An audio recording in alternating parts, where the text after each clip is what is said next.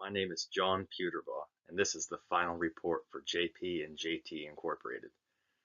As member of the team at JP and JT Incorporated, my key responsibilities were the president of overall leadership. Secondary responsibilities to this, I served as the vice president of sales management.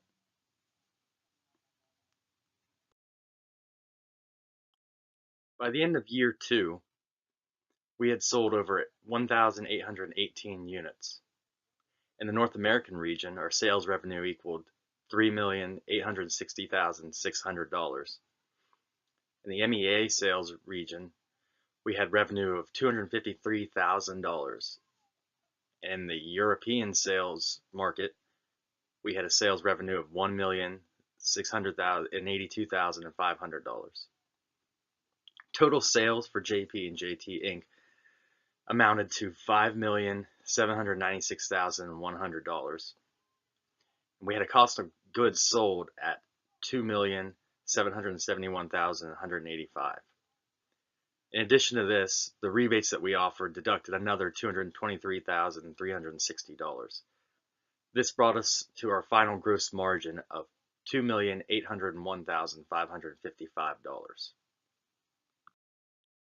Looking at our gross profit of $2,801,555, deducting our final operating expenses at the end of year 2, which equaled $2,820,643, brought us to our net division profit of negative $19,088.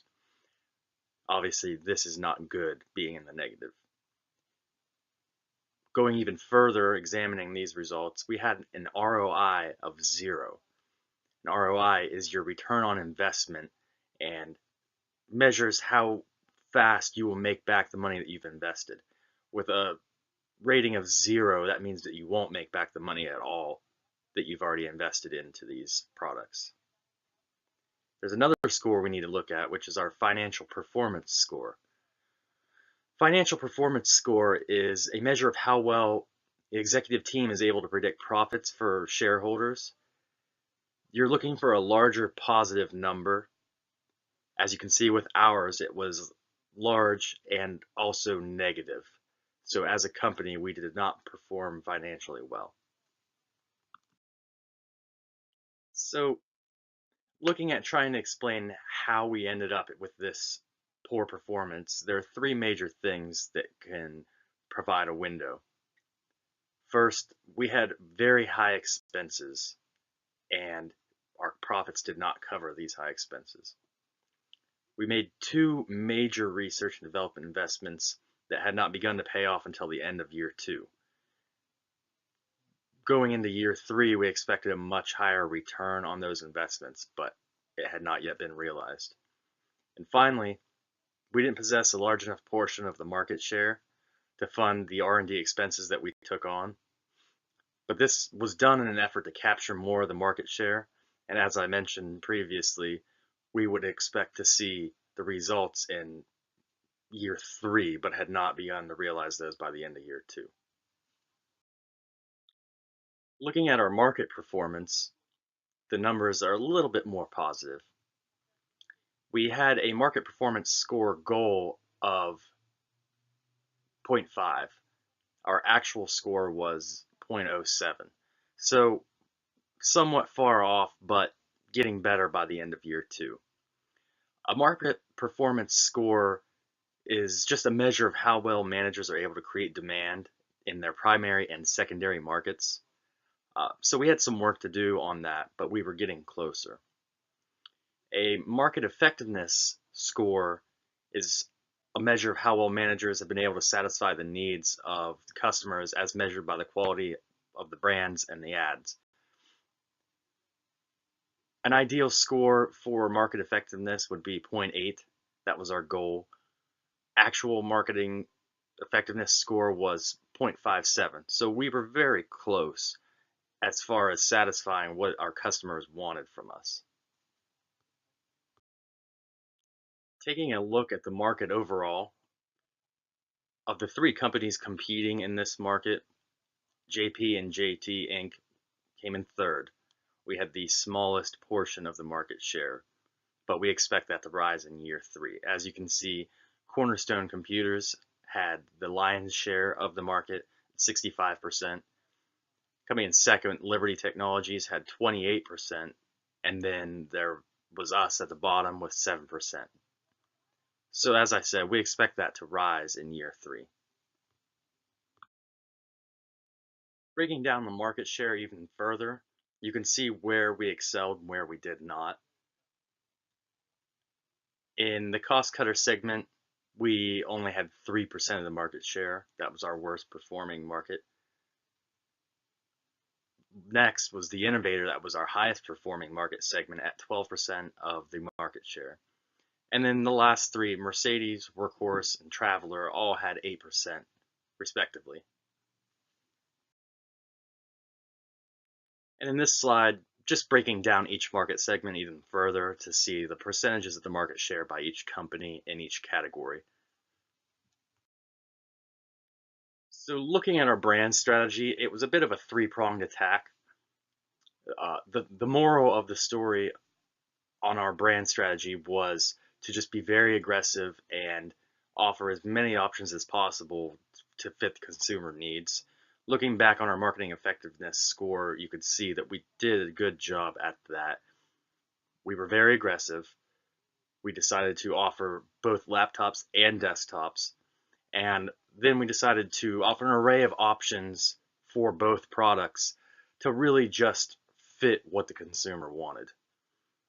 We offered 4 brands as part of our strategy: the J&J CPT 2000, the J&J On The Go 3. Those were both of our laptop models, one more basic and one higher level, offering ease of use in airports and buses, as in the traveler segment. The J&J Stallion 2 was our first desktop model, followed by the basic J&J CPT to kind of offer more of a general options and not as much high tech as the J&J Stallion 2. Our pricing strategy was very simple. We set out to offer the lowest prices in the market. If we could not offer the lowest prices, then we would offer high rebates to undercut our competitors' prices and bring them lower than what they were offering. And finally, just offer tier level prices depending on the product and its features.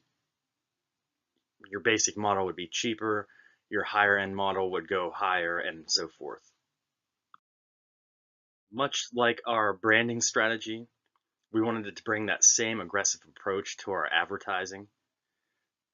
The goal was to create strong local and regional media presence.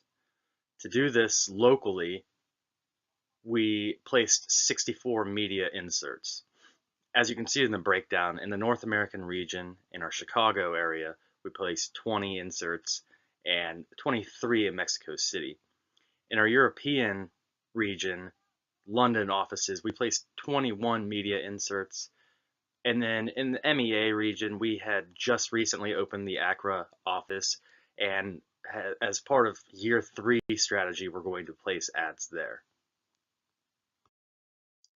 Continuing the advertising strategy, regional was also a point of interest for us. We placed 53 inserts regionally. In the North American region, we had 33. And you could find these across business newspapers, trade journals, New Venture magazines, daily newspapers, science and tech magazines, and several others. In the European region, 20 inserts, mostly in executive mags, sports, New Venture magazines, computer magazines, and several others. And then, as I mentioned earlier, in the MEA region, we plan to begin advertising in year 3 as part of another new strategy. And our sales strategy was rather simple as well. We sought to hire a large enough sales force to handle all customer needs from the support side, in addition to pushing our products. To do this, we hired an extensive sales force, as I mentioned. In the North American region, we had 12 salespeople in our Chicago offices, 10 in our Toronto offices, 9 in our Mexico City offices. And then looking at the MEA region, in our newly opened office in Accra, we had begun hiring 10 salespeople there as well. Finally, in the European region, we had 12 salespeople located there. And then kind of the last major part of our sales strategy was we sought to make our sales force one of the most engaged and knowledgeable sales team in the market. To do this, there were several things that we offered to get us there. Professional training programs for every employee at a cost of $1,000 per person, but every employee got to go through this training. Then we offered sales contests to the top third of salespeople in each region. This was anywhere from a vacation to prizes and various things. We offered demonstration kits to help employees make the sales, and they were set to expire in quarter 10. And then we offered cash bonuses and spiffs on many of our products, nearly every product. The cash bonuses ranged anywhere from $300 up to $600, and the spiffs were worth anywhere from $100 to $300.